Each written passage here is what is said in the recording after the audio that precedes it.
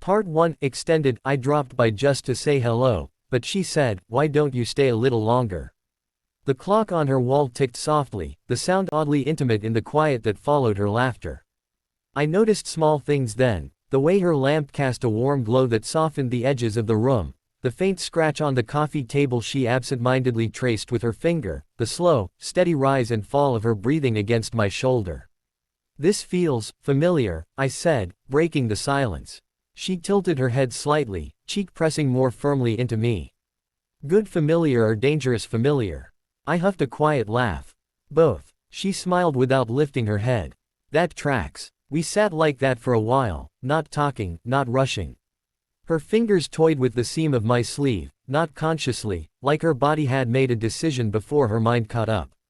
Each small movement sent a ripple through me, nothing explosive, just a steady awareness that I was exactly where I shouldn't be if I wanted to keep pretending I didn't care. "I used to imagine moments like this," she said suddenly. "Moments where someone drops by unannounced." I teased gently. "No," she said, lifting her head now to look at me. "Moments where someone stays." The word lingered. I looked away first, jaw tightening. "I'm not great at staying." "I know." She didn't sound bitter. Just honest. "You always leave before things get complicated. Or before I mess them up." She studied my face, like she was piecing together something fragile. "Did anyone ever tell you that leaving can mess things up too?" I met her gaze then. There was no accusation there, only concern, maybe even hope. That made it worse. Hope always did. "I don't want to hurt you," I said quietly. Her voice softened. "You're already here." That landed heavier than she probably intended. I shifted slightly, turning toward her fully now. Our knees brushed again, closer this time. The space between us felt charged, like it was holding its breath. "You ever notice," she said, "how people think distance keeps them safe? But all it really does is make everything colder."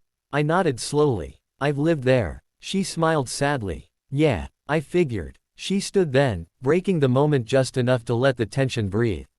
"More tea?" she asked. "Sure," I said, though what I really wanted was for her to sit back down. From the couch, I watched her move around the kitchen, comfortable, unguarded. She leaned against the counter while waiting for the kettle, glancing over at me like she was checking whether I was still there. "I won't disappear in the next 2 minutes," I said. She rolled her eyes but smiled. "Good. Because I hate pretending I don't care when someone leaves." She handed me the mug, her fingers brushing mine for a fraction of a second too long. Electricity sparked, subtle, but undeniable. We sat again, closer than before. This time, our shoulders touched without apology. "Why tonight?" she asked softly. I stared into my tea, watching the steam curl upward. "I don't know. I think I got tired of missing things." "Like what?" "Like this," I admitted. "Quiet moments. Real ones. Not everything has to be loud to matter." She exhaled, a sound that felt like relief. "I wish you'd said that earlier." "I know." She leaned back, studying the ceiling. "I used to wait for you," she said, casual but careful. "Every time my phone buzzed, I hoped it was you changing your mind."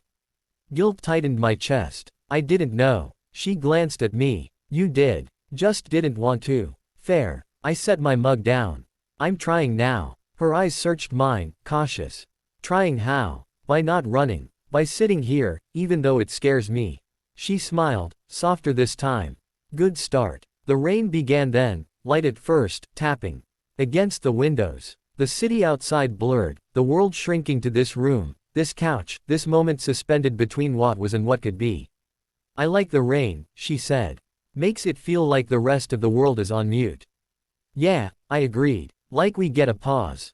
She turned toward me again, closer than before.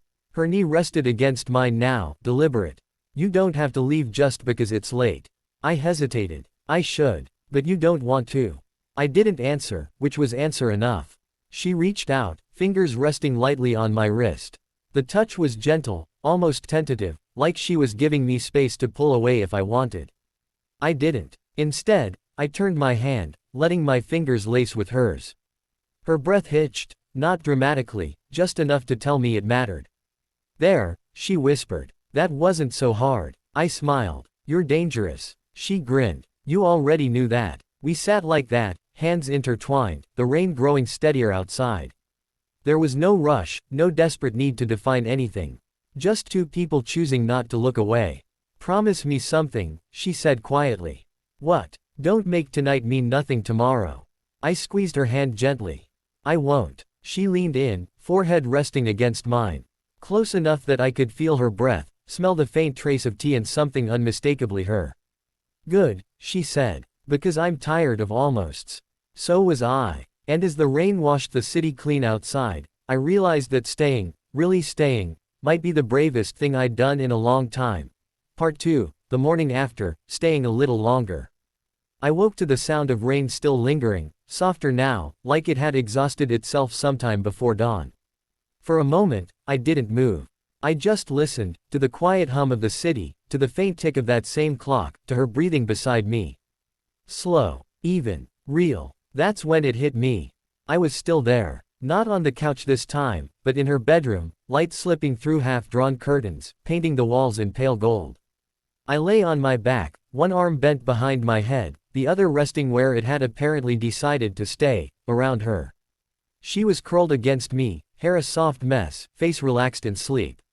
No defenses. No carefully chosen words. Just her. Last night rushed back in fragments, talking until our voices dropped, laughter mixing with honesty, the way time had dissolved without either of us noticing. How staying a little longer had turned into staying at all. I swallowed, suddenly aware of the weight of the moment pressing down on my chest. Careful, I thought. This is where you usually run. She stirred, shifting slightly, her hand brushing my chest. Her eyes fluttered open, unfocused at first, then finding me. Oh, she murmured, voice thick with sleep. You're still here. There it was. That quiet question hiding inside the statement. Yeah, I said softly. I am. A small smile curved her lips, relieved, unguarded. Good. She didn't move away. That mattered more than anything. We lay there for a while, neither of us rushing to fill the silence. Morning felt fragile, like a glass thing that could shatter if handled wrong. Eventually, she propped herself up on one elbow, studying me. You okay? I nodded. Yeah, just thinking. Dangerous hobby, she teased gently. For me, definitely. She smiled, then sobered. Are you regretting it? The question was calm, but her eyes were careful. Braced. I sat up slightly so I could see her better. No, I'm just not used to waking up somewhere and not wanting to escape. That earned a quiet laugh. Low bar. Hey, I said, smiling despite myself. It's progress. She reached out, tracing a line on my arm absent-mindedly. I didn't expect you to stay, she admitted. Not really. No. Why did you? The easy answer would have been because it felt right. The honest one took longer. Because I'm tired of being the guy who leaves before anything can start, I said. And because, last night felt like something I don't want to pretend didn't happen. Her fingers stilled. It didn't. Good. We got up slowly, like neither of us wanted to move too fast and scare the moment away. She pulled on an oversized shirt. I found my jacket draped over a chair like a reminder that I'd once planned to leave. The kitchen filled with the smell of coffee, morning light spilling across the counter. She leaned against it while waiting for the kettle, arms crossed loosely. So, she said, casual but not careless. What happens now? I took a breath. This was the part one usually fumbled. I don't want this to be a one night almost, I said. And I don't want to promise things I'm not ready to give. But I do want to try. Honestly. She nodded slowly. That's all I ever wanted. Honesty. I might be bad at it sometimes. She smiled. I've noticed. We sat at the small table, mugs warming our hands.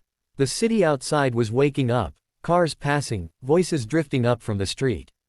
Life continuing, unaware that something had shifted. You know, she said, I was prepared to wake up alone. I almost left before sunrise, I admitted. Her eyebrows lifted. You did. Yeah, old habit. What stopped you? I looked at her. Really looked. The idea of you waking up and thinking it didn't mean anything. Her expression softened, something unspoken passing between us. Thank you, she said quietly. After breakfast, reality crept in the way it always does. Phones buzzed. Responsibilities called. The world didn't care that we'd found something tender in the quiet. I stood by the door, slipping on my shoes, that familiar instinct tugging at me again. Leave before it gets heavy.